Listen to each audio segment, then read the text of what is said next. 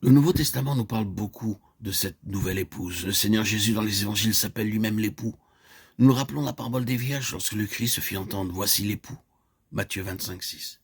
Et nous avons lu ces passages du livre de l'Apocalypse au sujet de la fiancée, l'épouse de l'agneau.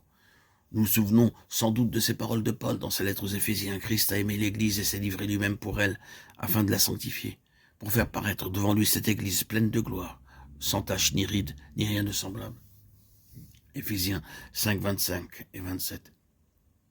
Et ceci vient ensuite, Marie, aimez vos femmes comme Christ a aimé l'Église.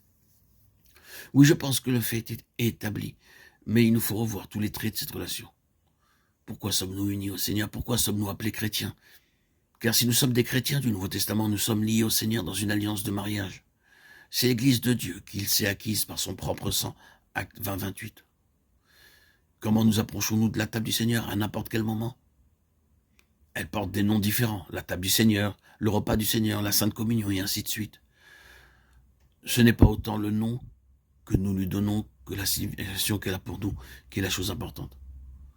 Savons-nous que chaque fois où nous approchons de la table du Seigneur, elle signifie pour lui que nous mettons notre main tout à nouveau dans son alliance en disant « Je me tiens dans ma relation de mariage avec le Seigneur ». Ce pain signifie que je suis une seule chair avec Christ. Nous sommes un seul corps en lui et son corps même est représenté par ce pain. Pour Dieu, la loi du mariage au commencement avait été. Ils deviendront une seule chair, Genèse 2, 24. Jésus a dit, ceci, ce pain est mon corps, Matthieu 26, 26. Lorsque nous prenons le pain, nous disons en fait, je suis un seul corps avec Christ. C'est la relation du mariage. Lorsque nous prenons la coupe qui symbolise son sang, nous déclarons deux choses. Je partage la seule et même vie avec lui, sa vie et ma vie. Et cela s'est accompli par une alliance en son sang. Telle est la signification profonde de la table du Seigneur. Est-ce là ce que nous déclarons chaque fois où nous nous approchons d'elle? C'est l'épouse qui dit « Je demeure dans l'alliance, je suis un avec mon Seigneur ». Nous chantons souvent « Jésus mon berger, mon époux, mon ami », et c'est la nature de notre union avec lui. C'est là réellement ce que signifie être un chrétien. Puisse notre christianisme être délivré de tout ce qui serait moindre que cela. Mais lorsque la relation a été établie dans son sang, son but commence. Nous sommes à lui, pour son plaisir, et non pour le nôtre.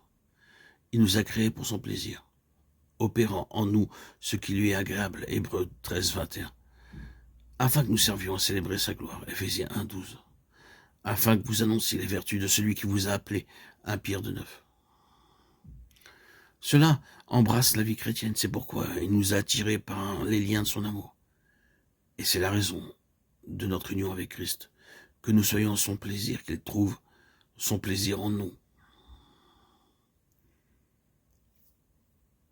Le moment arrive où il regagnera son épouse et où il dira « Elle est une épouse glorieuse ». C'est dans ce but qu'il nous a attirés à lui, afin de se révéler par nous.